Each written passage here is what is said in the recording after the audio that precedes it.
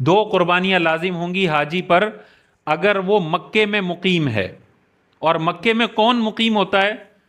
جو حج کے لیے روانہ ہونے سے پہلے جس کو مکے میں 15 دن مل جائیں. حج کے لیے روانہ ہم ہوتے ہیں 8 ذی الحجہ کو.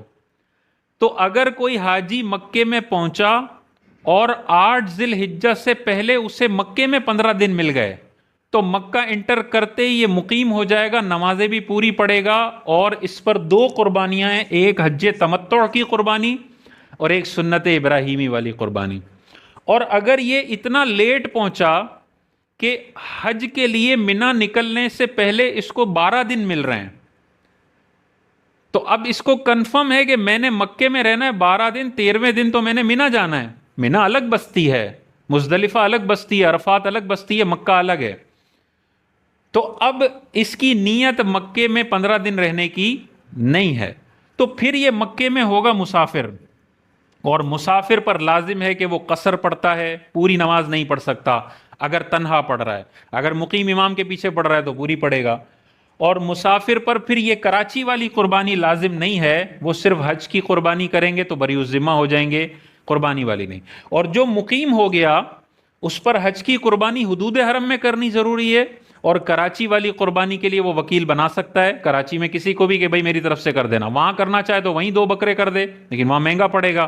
تو کراچی والی قربانی آپ کراچی میں بھی وکیل بنا کر سکتے ہیں. ذی القعدہ کی 28 تاریخ کو کوئی وہاں پہنچتا ہے تو اسے کنفرم ہے کہ 10 دن بعد میں نے باہر جانا ہے، منہ جانا ہے. یہ مسافر ہی رہے گا مکے میں پورے 10 دن، قصر پڑے گا. حج کے 5 دنوں میں بھی قصر نماز پڑے گا. اور پھر واپسی مکہ آتا ہے تو بھی دیکھنا ہوگا 15 دن رہ رہا ہے یا کم میں مدینہ جانا ہے. اگر کم ہے تو پھر مکے میں بھی قصر پڑے گا، اور مدینہ میں تو رہتے ہی 8 دن ہے تو پورا حج اس کا نکلے گا قصر میں. لیکن اگر کوئی مثال کے طور پہ 8 ذی الحجہ کو آپ نے جانا ہوتا ہے، اس میں سے 15 دن مائنس کریں، 21 کو لے لیں. 21 ذی الحجہ ذی القعدہ کو کوئی پہنچتا ہے ادھر، اب اسے کنفرم ہے کہ 8 ذی الحجہ سے پہلے مجھے مکے میں 15 دن رہنے ہیں.